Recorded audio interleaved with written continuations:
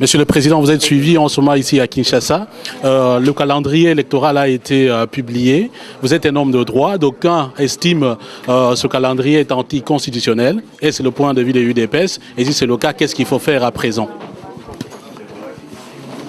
Ce calendrier est non seulement anticonstitutionnel, et tout à l'heure je l'ai fait, j'ai fait appel à toutes les forces du changement au Congo, les autres partis du changement au Congo, pour que nous formions une force suffisamment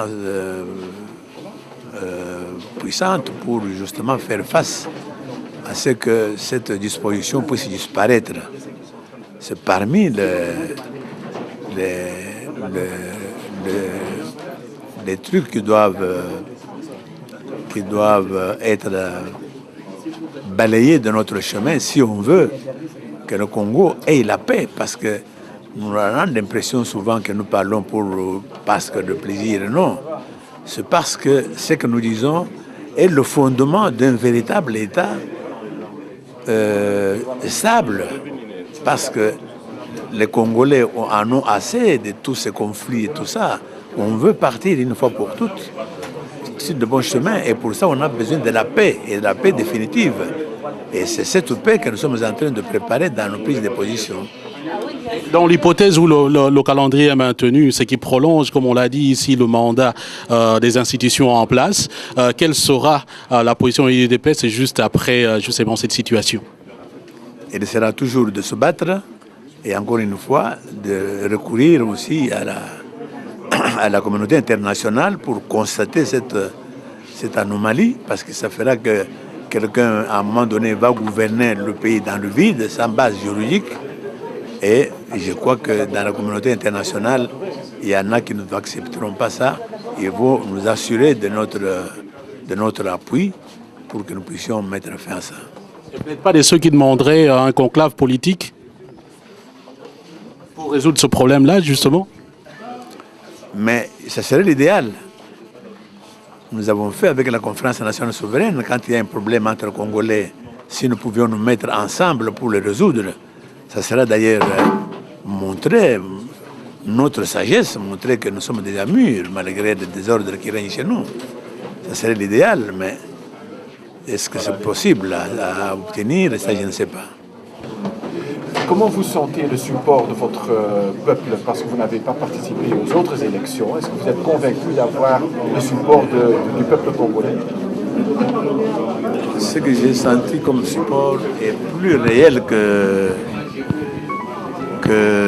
de soi-disant élections qui ne sont qu'une mascarade.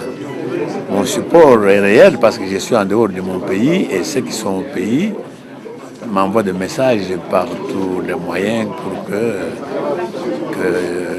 le peuple m'attend. C'est pour ça que je suis certain que c'est exact, parce que je connais bien mon peuple aussi. Est-ce que votre santé vous permet maintenant de vraiment participer aux élections?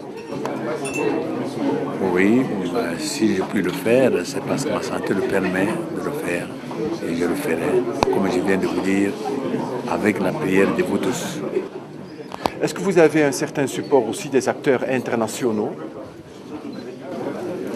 Comme tout à l'heure je l'ai dit, on fait de certains contacts, on continue à le faire, on espère qu'on en aura, mais ce que nous demandons des acteurs internationaux, c'est une certaine objectivité dans ce qui concerne le Congo. Il ne faut pas qu'on voit des individus qu'on supporte ou qu'on ne supporte pas, mais qu'on observe pour voir si le jeu démocratique est bien mené sans justice. Et si c'est bien mené sans justice, je crois que je peux compter sur beaucoup de support étranger. La question dans les élections congolaises, c'est toujours est-ce qu'il y a un support national pour un certain politicien? Parce qu'on juge souvent les politiciens étant plutôt de l'Est ou de l'Ouest. Est-ce que vous êtes vraiment quelqu'un qui est représentatif pour le tout Congo? Oui, mais c'est tout l'effort que fait mon parti depuis sa création, de ne pas être taxé d'un côté ou de l'autre, c'est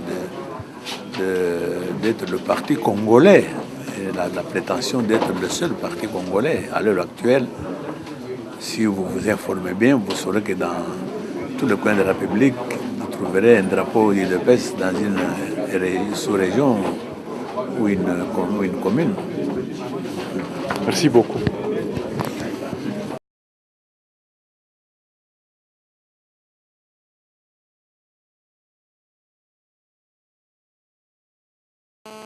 D'abord mettre de l'ordre chez nous, parce que c'est très facile toujours de jeter la pierre sur le voisin sans d'abord savoir chez nous, chez vous, si tout va bien, si ce n'est pas vous qui êtes à la base des désordres que vous reprochez aux voisins.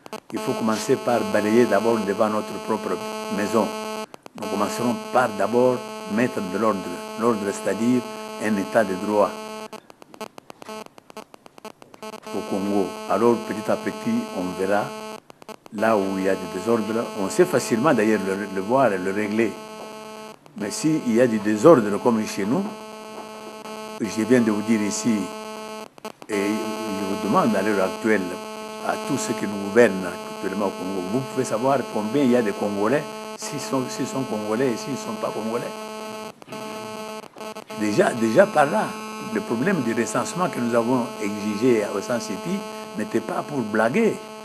C'est par là qu'une nation commence à se construire. Il faut savoir qui est qui.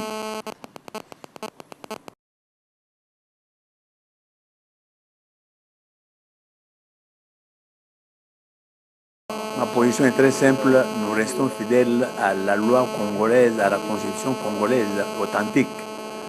Pas celle qui est actuellement, mais qui est bradée, qui est violée tous les jours.